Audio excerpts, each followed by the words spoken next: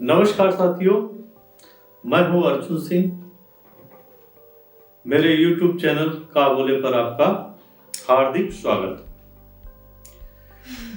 साथियों, मैं निरंतर कुछ ना कुछ आपको बताता रहता हूं अपने YouTube चैनल पर।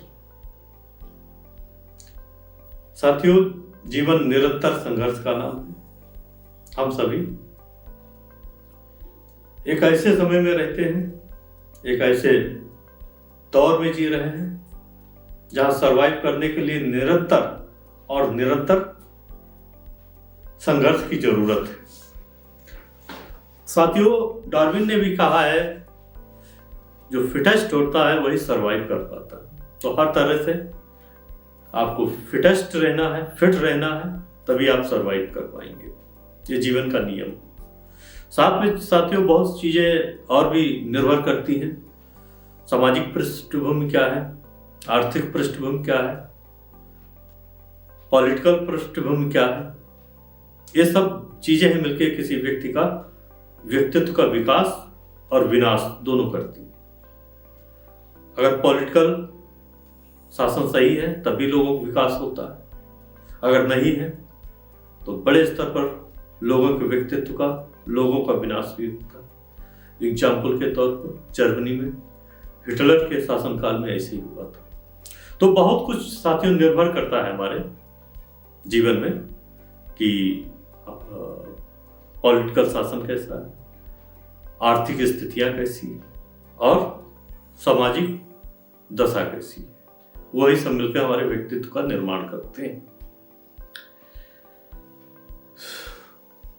साथियों, आज एक छोटा सा किस्सा सुनाते हैं, मनोगत क्या होता है। साथियों, एक व्यक्ति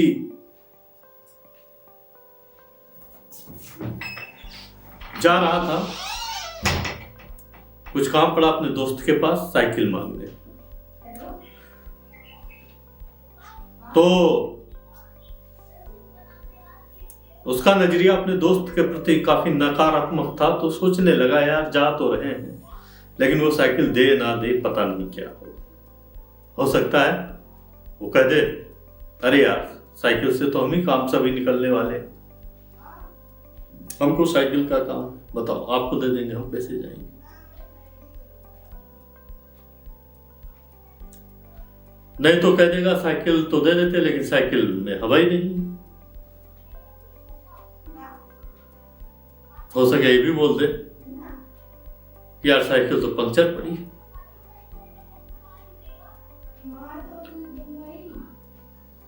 हो सकता है कह दे कि साइकिल में ब्रेक ही फेल है।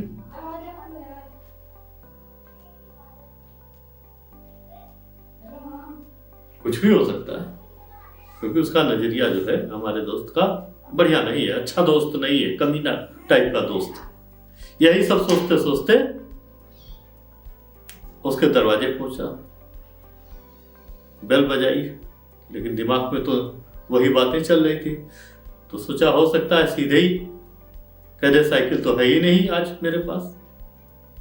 और बेल बजाई, उसका दोस्त बाहर निकला, पूछा कैसे आना हुआ। जोर से चिल्लाया कि मुझे तेरी साइकिल नहीं चाहिए, क्योंकि दिमाग में यही सब चल रहा था उसके। उसने सीधे ही मना कर दिया, मुझे तेरी साइकिल ही नहीं चाहिए। और ये कह के वापस हो गया। उसने कहा हुआ क्या? नहीं नहीं हुआ कुछ भी नहीं, तेरी साइकिल ही नहीं चाहिए। वापस चल दिया, चला गया वापस। साथियों, जीवन में बहुत सी स्थितियां होती हैं।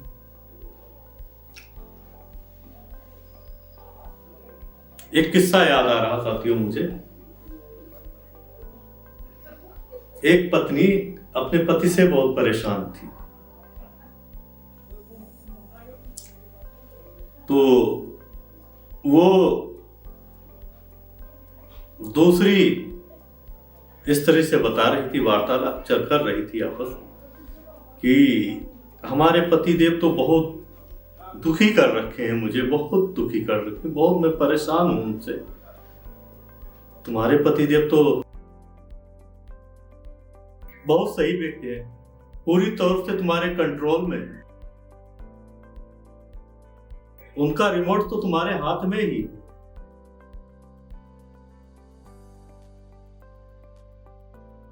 अरे दूसरी बोली, अरे मेरे साथ भी तेरे जैसा था सब, मैं भी ऐसी थी, बड़ी मुश्किल से कंट्रोल किया, बहुत मुश्किल रिमोट मेरे हाथ में आया। उसने कहा, सखी सहेली मुझे भी वो उपाय बता दो, मुझे भी वो उपाय बता दो जिससे मैं भी अपने पति को कंट्रोल में कर सकूं, अपनी उंगलियों पे नचा सकूं। उसने उपाय बता दिया। उसका पति रात में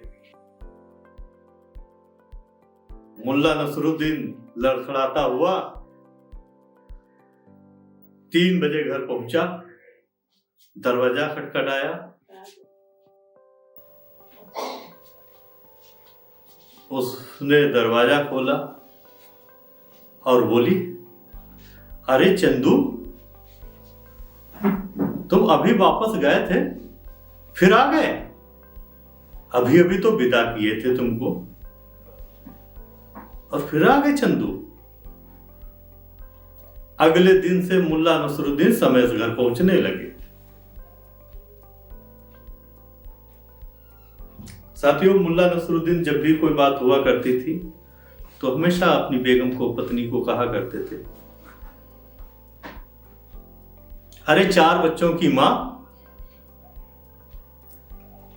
कहीं कोई मसला हो, कहीं बारात में गए, कहीं कार्यक्रम में गए, हमेशा आवाज दिया करते, अरे 4 बच्चों की मां इधर आ, अरे 4 बच्चों की मां जरा ये ला, अरे 4 बच्चों की मां ये कर। इससे उनकी पत्नी मुल्ला नसरुद्दीन की बड़ी चिढ़ती थी, ये हर बात में 4 बच्चों की मां, 4 बच्चों की मां। उसने कहा, ठीक मियां, तुम्हें सबक सिखाते हैं, अब सिखाते हैं सबक, तुम देखो क्या होने वाला है। किसी बारात में गए, सब लोग बैठे थे, मुल्ला नसरुद्दीन बोले अपनी मिसेस से, वो अपनी सहेलियों के साथ खा पी रही थी बारात में। मुल्ला नसरुद्दीन ने आवाज दी, अरे 4 बच्चों की मां इधर आ, जरा सुन। मुल्ला नसरुद्दीन की पत्नी उधर से बोली, हाँ बोलिए 3 बच्चों के पापा। औरतों से कौन जीता है? वो साइंस ने भी सिद्ध कर दिया, प्राकृतिक रूप से बहुत धनी होती है, दिमाग उनका बहुत तेज होता। एक व्यक्ति पहुंचा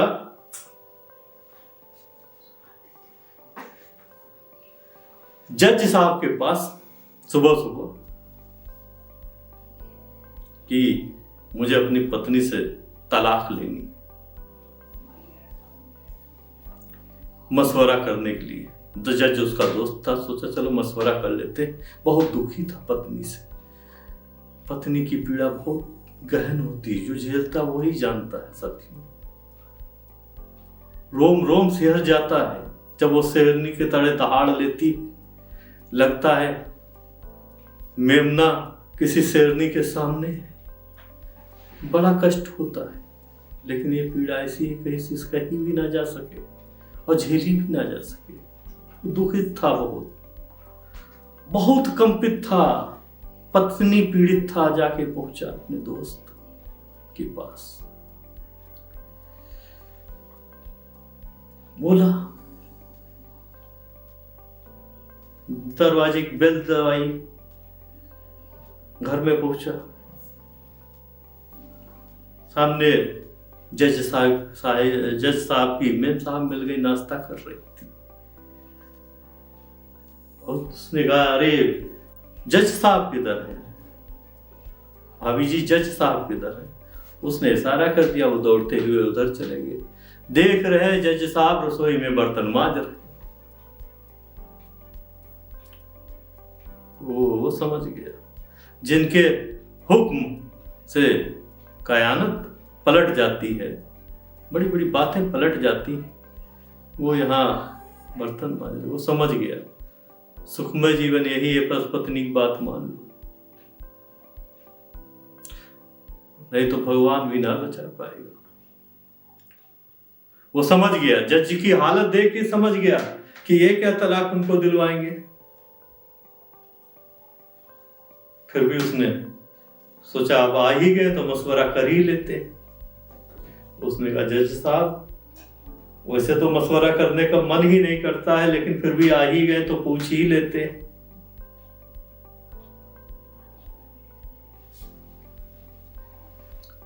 उन्होंने कहा पूछिएगा।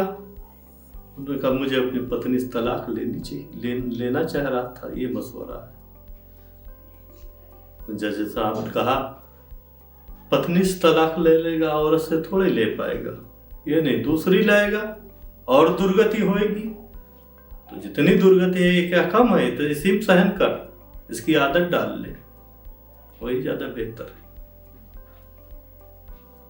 तो साथियों मिलते हैं अगले वीडियो में, तब तक के लिए जय हिंद, वंदे मातरम।